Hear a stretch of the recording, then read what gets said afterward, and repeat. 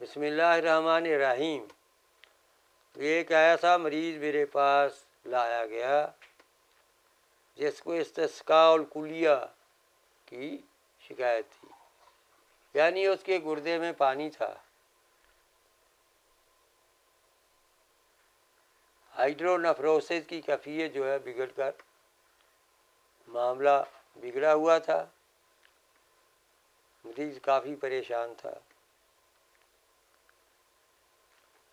और इस्तिस्का कुलिया हो या इस्तिस्का रिया हो, फेफड़ों का में पानी हो या गुर्दों में पानी हो या इस्तिस्का ज़की हो या पेट में पानी हो, किसी भी जोब में अगर पानी होगा, याद रखें ऐसा अमूमन गुद्दी ज़लाती तहरीक ही में होता है।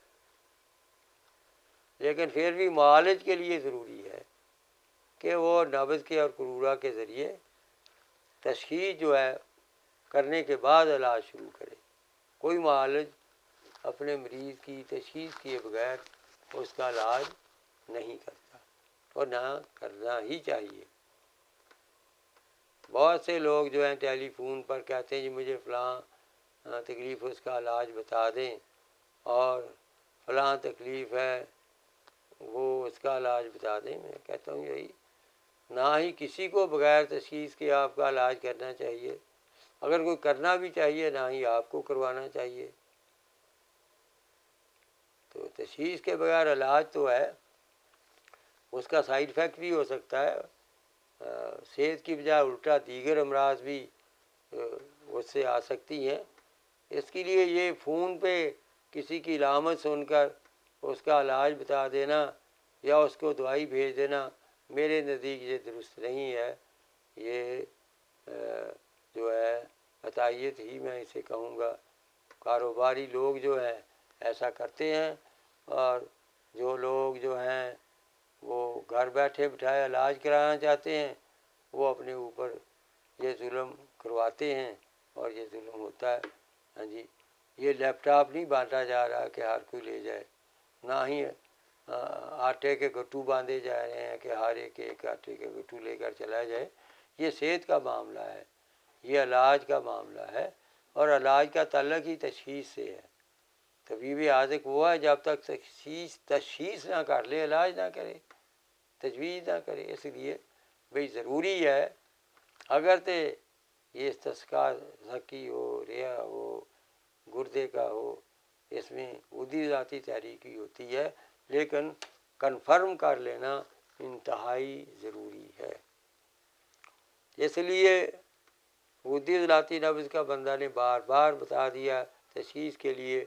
अब जब देखेंगे गुद्दी ज़लाती नब्ज़ तवील होगी, ज़ीक होगी और दरमियान में होगी। इसी तरह गुद्दी ज़लाती मरीज़ का करूरा देखेंगे तो उसमें जर्दी का गलबा होगा। ये दोनों चीज़ें अगर आपस में टैली कर जाएँ, तत्वीक आ जाएँ, तो फिर कन्फर्म है कि मरीज़ जो है ये गुद्दी ज़लाती है।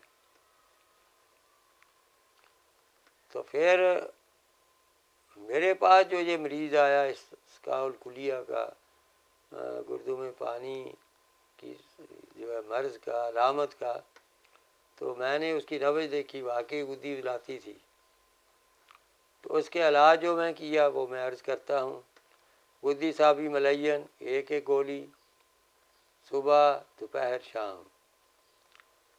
गुद्दी साबी अक्सीर एक गोली सुबह दोपहर शाम। अक्सीर हेपाटाइटिस एक गोली सुबह दोपहर शाम। खरगोशी 2 चावल एक छोटी चमची मलाई में रखकर या एक छोटी मक्खन में रखकर खाली पेट निकल जाए। ग़िज़ा में ज़्यादातर जो है साबूदाने की खीर, जौ का दलिया, असाबी उलाती फिरनी जो हकीम इनकलाब में लिखी है, और इसके साथ मुरब्बा गाजर, मिठाई पेठा और खरबूजा, तरबूज, और ये चीज़ें जो हैं ये रिकमेंड करें। खाना और सालन जिस कदर आप कम देंगे, अनाज जिस तरह जिस कदर आप कम देंगे तो उसी कदर ज़्यादा फ़ायदा होगा। मैं तो इस सूरत में लाजमी मरीज़ का अनाज बंद कर देता हूँ, ना चावल ना रोटी गंदम की और ना ही जौ की रोटी। जौ का दलिया ज़रूर तजवीज़ कर देता हूँ और फलों में खरबूजा, पपीता और उसके साथ तरबूज ये रिकमेंड कर देता हूँ। और इन अद्विया के साथ अरक मको, अरक कासनी, अरक गाव ज़ुबान तीनों को मिलाकर तो ये सुबह दोपहर शाम पीने के लिए तजवीज़ करता हूँ। और इलाज के तौर पर मैं जो इलाज करता हूँ वो मैंने बताया है कि एक गुद्दी साबी मरकब है, ये एक गोली सुबह दोपहर शाम। गुद्दी साबी मरकब में सुंड 5 तोला, नशादर 2 तोला, काली मिर्च 1 तोला, सनाब मक्की 8 तोला। सनाब मक्की की डोडियाँ यानी सनाब मक्की की जो है डंडियाँ निकाल दें और सिर्फ पत्ते रख लें और फिर इन चारों को ग्राइंड कर लें। हल्का सा पानी डाल के चने के बराबर गोलियां बना लें लिखोदी, ये गोली सुबह दोपहर शाम। दूसरा है गुद्दी साबी अक्सीर। इस्तिस्का कहीं भी हो, गुद्दी साबी अक्सीर लाजमी देनी चाहिए, इससे कभी भी इसे नहीं भूलना चाहिए, ये ध्यान में रखें। गुद्दी साबी अक्सीर का मरकब जो है नुस्खा सुंड 400 ग्राम, फिलफिल स्याह काली मिर्च 300 ग्राम, हड़ताल वर्किया 100 ग्राम।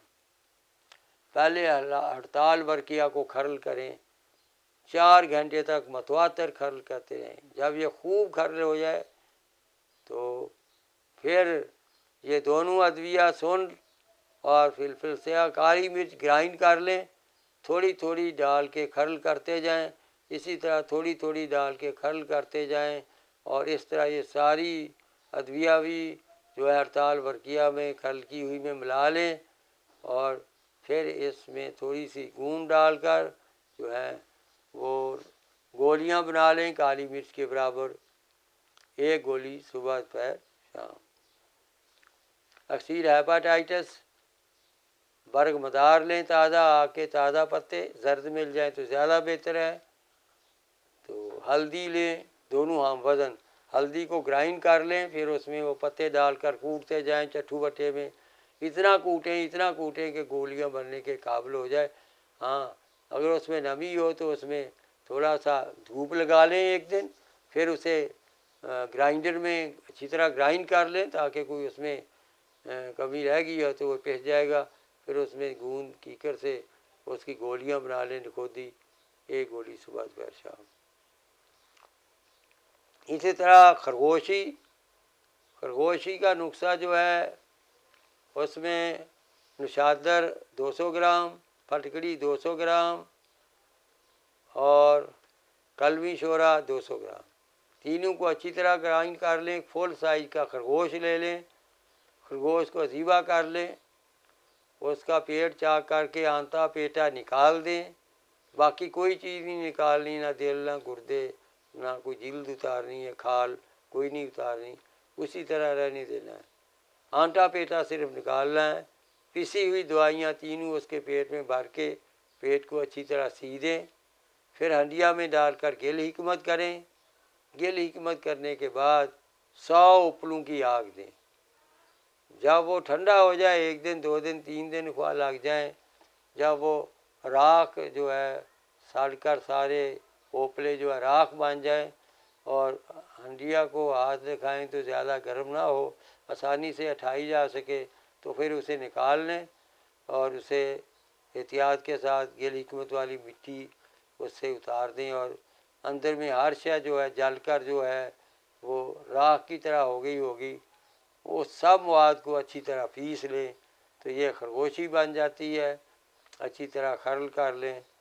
वो खरगोशी जो है 2 चावल सुबह 1 चमची मलाई में या 1 चमची छोटी बकरी में रख कर दें, इंशाअल्लाह ताला इसका और कुलिया यानी कि गुर्दे में पानी का आर्जा जो है वो ठीक हो जाएगा और मेरे पास ये मरीज़ ठीक ही हुआ है वही मैं नोट करता हूँ।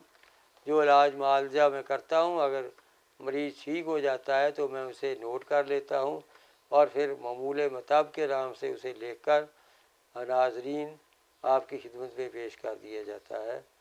अल्लाह हाफ़िज़।